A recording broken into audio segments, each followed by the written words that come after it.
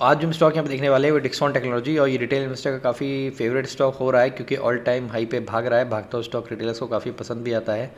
तो क्या है मेरे रीजंस जिसमें मुझे लगता है कि आपको इसमें एंट्री नहीं बनानी चाहिए, इसे वेट करना चाहिए, क्योंकि मार्केट में और भी ढेरों अपॉर्चुनिटी पड़ी हैं लेने के लिए। तो जरूरी नहीं कि आप डिक्सॉन में ही भागें, ठीक है। टेक ऑफ होती हुई फ्लाइट को नहीं पकड़े तो प्रॉब्लम हो सकती है, ठीक है। तो ऑलरेडी टेक ऑफ नहीं किया, ये तो ऑलरेडी अपने हाई लेवल पे पहुंच चुका है, ठीक है। तो सबसे पहले एक काम करते हैं, मैं वीकली डाइवर्जेंस वाला एक बार देखते हैं, इस कंपनी में लगा के देखते हैं। तो 2017 में लिस्ट हुई थी कंपनी, उसके बाद वीकली डाइवर्जेंस सिर्फ एक बार ही यहाँ पे आया था, ठीक है। तो यहाँ पे देखिए इस जगह पे बाइंग सिग्नल आया था। इसका क्विक हम इसको बैक टेस्ट करके दिखा दे रहे हैं, जैसा कि हर वीडियोज़ में अपने दिखाते भी हैं स्टॉक को लेके। तो यहाँ पे अगर हमने बाई किया था वीकली टाइम फ्रेम के बेसिस पे, और उसके बाद हमने इसको सेल किया, तो यहाँ पे इतना गेन हमको यहाँ पे दिखा 22 में 87% का, ठीक है। और इस लेवल पे वापस इस लेवल पे भी आया था जो कि अगस्त में आया था, तो मैं यहाँ पे फिर से एंट्री बनानी है। और अच्छा एक चीज़ और कि ये जब आया था सिग्नल तो ये अपने ऑल टाइम हाई से कितना डाउन था ये भी देखिए, ये भी चेक करिए। इसमें एक प्लस पॉइंट है कि इसको ऑल टाइम हाई से कितना डाउन है देखिए। तो एटलीस्ट कम से कम कंपनी अगर अच्छी है तो 30-35% में ठीक है, बट अगर company mid cap small cap type की है तो उसमें एटलीस्ट 40% तो वेट करना ही सही रहता है। तो देखिए इसके बाद यहाँ पे अगर एक चीज़ और चेक करें कि क्या यहाँ के बाद उसमें बीच में कोई वीकली में सेल सिग्नल नहीं आया, और सेम लेवल पे अगस्त में भी आई है। तो यहाँ पे अगस्त में भी हम देख लेते हैं, और अगस्त में पे हम चेक करते हैं तो हमको यहाँ पे दिखाई देगा कि यहाँ पे एंट्री दोबारा स्टार्ट हुई है, और इस जगह पे सेम इसी लेवल पे। तो यहाँ पे अगर एंट्री कहीं ले, इसके एग्जिट पे यहाँ पे 50% अच्छा खासा रिटर्न है। क्या ही यार, मतलब कंपनी अगर अच्छी हो तो आपको दिख रहा हो तो आप अच्छे से भरपूर मात्रा में घुस सकते हैं इसमें, ठीक है। खैर ये तो था जस्ट अबाउट इट। इसको ड्राइंग को रिमूव कर देते हैं। दूसरा यहाँ देखते हैं कि अभी जो इस लेवल पे ये स्टॉक भाग रहा है कि क्या यहाँ पे कोई टेक्निकल टारगेट था जिसकी बेसिस पे भाग रहा था, या फिर बस भाग ही रहा है। तो इसको भी यही चेक कर लेते हैं क्विकली एक बार। तो यहाँ पे अगर आप देखें तो यहाँ पे जो एक टेक्निकल चार्ट एक बना था, जो कि यहाँ पे ये अप्रॉक्सीमेटली ये एक चार्ट बना था, ठीक है। यहाँ से एक कप देन हैंडल यहाँ बना था। इसके बेसिस पे जो टारगेट था वो अगर आप देखें तो यहाँ पे अप्रॉक्सीमेटली यहाँ पे टारगेट था। मैं इसलिए दिखा रहा हूँ क्योंकि आपको हमेशा एक टेक्निकल चार्ट पैटर्न के बेस पे ही ट्रेड करना चाहिए। अगर ट्रेड वहाँ पे कोई चार्ट पैटर्न नहीं बना है तो वहाँ पे बिल्कुल ट्रेड नहीं लेना चाहिए, क्योंकि आप फंस सकते हैं। तो यहाँ कहीं लेते तो यहाँ पे आपका ठीक ठाक एग्जिट हो सकता था, कोई प्रॉब्लम नहीं है। अब करंट में ये इसमें किसी भी टेक्निकल चार्ट पैटर्न पे नहीं है, बस ये भागा जा रहा है भागा जा रहा है। तो इट्स अ ट्रैप, इसमें ट्रैप में मत फंसिए, दूसरे स्टॉक को देखिए, बेटर वही रहेगा। तो अभी रिसेंटली क्या हुआ था, अभी डिक्सॉन का रिजल्ट भी आया था, तो काफ़ी लोग पगलाए हुए थे कि अरे तो रिजल्ट बहुत ज़बरदस्त आ गया, बहुत ज़बरदस्त आ गया। तो देखते हैं ये, इसको एक बार देखते हैं कि देखिए मैं ये नहीं कह रहा हूँ कंपनी खराब है, कंपनी अच्छी नो डाउट, लेकिन अच्छी कंपनी भी करेक्ट होती है।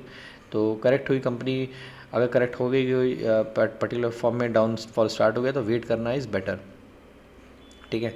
तो यहाँ पे हम इसके क्वार्टरली रिजल्ट्स में जाते हैं। तो यहाँ पे देखिए सेल्स जो है ऑब्वियसली देखिए डबल के आसपास सेल्स पहुँच गई है, लेकिन एक्सपेंसेस भी अकॉर्डिंगली बढ़ गए हैं। तो ऑपरेटिंग प्रॉफिट में ऐसा कुछ बहुत ज़्यादा डिफरेंस नहीं, लेकिन हाँ डिफरेंस मिला है, बिल्कुल सही बात है।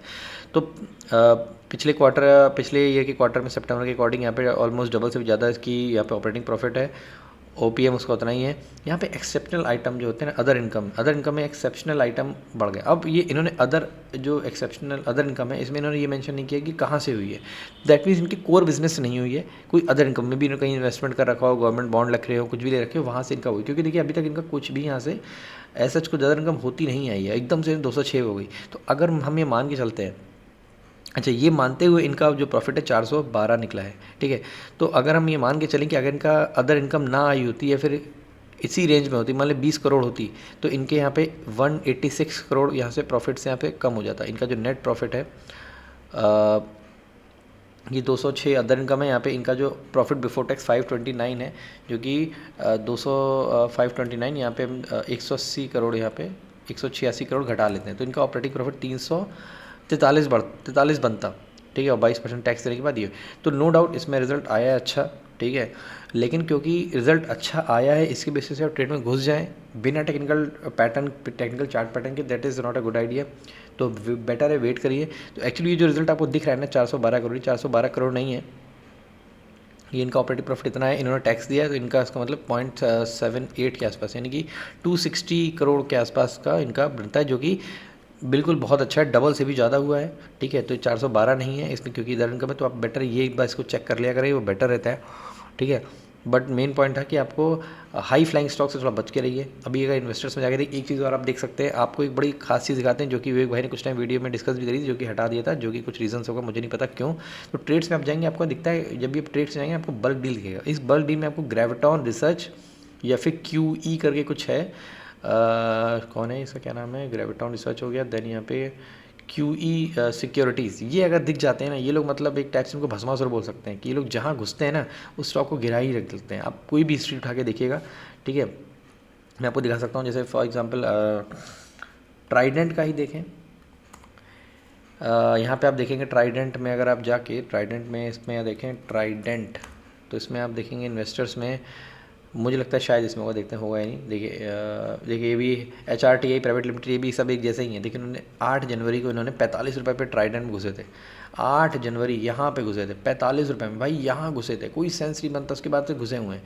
तो ये देख के, जो ब्रेकआउट देख के आप जो है इसको इसके बेसिस से बिल्कुल ट्रेड ना लें कि भैया ग्रेविटॉन घुस गया है। ये हमेशा जिस स्टॉक में घुसा, आप इसको बैक टेस्ट करिएगा, जिस स्टॉक में घुसता है ना उस स्टॉक की ऐसी तैसी कर डालता है, ठीक है। भस्मासुर तभी इसको बोल सकते हैं कि हाँ भैया सब कुछ भस्म कर देता है, ठीक है। तो इसके लिए आप क्या कर सकते हैं, कब ट्रेड ले रहे हैं तो आप एक काम कर सकते हैं, स्क्रीनर पे जाएंगे ना, तो स्क्रीनर पे जाके आप ग्रेविटॉन रिसर्च इसमें जाइए और इसको ना यहाँ पे इसको फॉलो कर लीजिए। तो जब भी कभी ये लोग ट्रेड लेंगे ना तो इसकी आपकी नोटिफिकेशन आ जाएगी। जैसे मेरे पास ये नोटिफिकेशन आई थी, ये QE सिक्योरिटी और ये ग्रेविटॉन, इनके पास ये जो है इनका ये सब ट्रेड्स आ जाती है। सोचिए डिक्सॉन में ये लोग इस लेवल पे घुसे हैं। अब कोई भी रिटेलर सोचेगा यार अच्छा, जब देखिए जब ये घुसेंगे ना उस टाइम में आपको एक हो सकता है आपको ट्रक के साउंड आ रहा हो, क्योंकि बाहर ट्रक निकल रही है, रात में साउंड ज़्यादा जाता भी है। तो देखिए डिक्सॉन में लोग घुसे हैं 13,830 पे। जब भी एकदम से आप देखेंगे ना सडन आपको स्पाइक दिख रहा हो, वापस आते हैं डिक्सॉन पे, तो देखिए यहाँ पे घुसे हैं 13, कब घुसे हैं लोग, डिक्सॉन में घुसे हैं लोग 13,000 नहीं, डेट क्या, 25 अक्टूबर के घुसे हैं। तो 23, 24, 25 घुस के एकदम से सेलिंग स्टार्ट हो गई है। तो अब लोगों को देख के लगेगा यार ये तो ग्रेविटॉन घुसा है। अरे भाई ग्रेविटॉन के चक्कर में बिल्कुल मत पड़ो, बहुत ही बकवास चीज़ बताता है, ठीक है। कोई भी स्टॉक ले लो, जब ये लेता है उसके बाद ये कम से कम 30-35% डाउन होता ही है। तो ये आप अपने लेवल पर बैक टेस्टिंग करिए, ठीक है।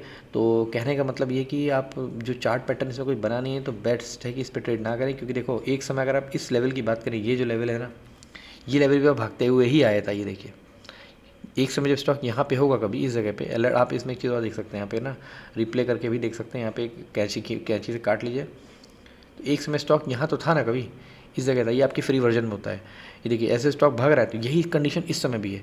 तो उसके बाद क्या हुआ, उसके बाद हुआ ये कि स्टॉक जो है ना वहाँ से कितना % करेक्ट हुआ है। यहाँ से स्टॉक जो है अपने इस लेवल से करीब 30-35% करेक्ट हुआ है, और सेम लेवल तक आने में ही इसको कितना टाइम लग गया, ऑलमोस्ट 2 साल के आसपास लग गया, ठीक है। तो बड़ा फ्रस्ट्रेटिंग जर्नी हो जाएगी। That is why am saying कि बिल्कुल भी इसके बेसिस पे ट्रेड मत लीजिए। ये कब करेक्शन स्टार्ट हो जाएगा और आप फंसे रह जाएंगे। अगर आप देखिए स्टॉप लॉस लेके चलते हैं तब तो ठीक है, लेकिन स्टॉप लॉस लेके डिसिप्लिन लोग ही चल पाते हैं। भैया टेक्निकल समझ गए, ब्रेक डाउन हो गया, ये सब सोच के लोग स्टॉप लॉस देके निकल जाते हैं। लेकिन अगर आप स्टॉप लॉस देने की हिम्मत नहीं है, दूसरा आपको पता नहीं कि कब लेना चाहिए स्टॉप लॉस, कब नहीं लेना चाहिए, तो आप बिल्कुल भी हाई फ्लाइंग स्टॉक में मजीद, क्योंकि रिटेलर्स की आदत होती है हाई फ्लाइंग स्टॉक, उनको बहुत ज़्यादा पसंद भी आते हैं।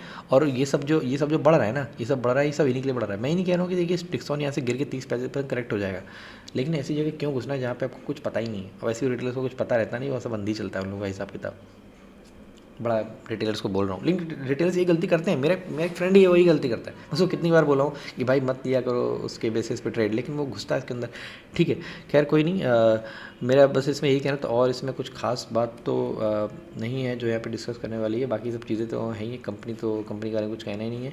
और पी रेशियो काफ़ी हाई है। पी रेशियो मैं सच कुछ पर्सनली मैं इंपॉर्टेंस नहीं देता, क्योंकि एक भाई ने बोला है कि ट्रेडर्स के लिए ये ज़रूरी नहीं होता है कि आप इसको देखें। और कंपनीज़ की होल्डिंग में सब आप चेक कर सकते हो, कोई इशू नहीं है। बैलेंस शीट भी क्या ही देखना है, सब तो ऑलरेडी वेल प्रूवन है, कोई प्रॉब्लम नहीं है। और ये देखिए यहाँ पे भी, अच्छा ये देखिए अभी TTM इनका 333, अगर सोचिए वो एक्सेप्शनल आइटम ना इंक्लूड करें तो इनका ये ऑलरेडी डाउन हो जाएगा, क्योंकि यहाँ पिछले क्वार्टर से इनका रिजल्ट जो है डाउन होता चला आ रहा है, ठीक है। तो इनका TTM भी कम हो जाएगा, मैं मान के चलता हूँ इतना ही कम हो जाएगा, अप्रॉक्सीमेटली 100 करोड़ भी कम होता है, 233 रह जाएगा। तो ये देखा जाए तो ईयर ऑन ईयर बेसिस पे अगर TTM देखें तो इतना अच्छा रिजल्ट नहीं है, लेकिन ये अदर एक्सेप्शनल इनकम ने क्वार्टरली बेसिस पे अच्छा बता दिए। अच्छा ट्राइडेंट है यार, मैं सोचा क्या इतना कम तो नहीं है यार। हाँ सॉरी, जो बोला उसको भूल जाइए, जस्ट अभी वो ट्राइडेंट के लिए था।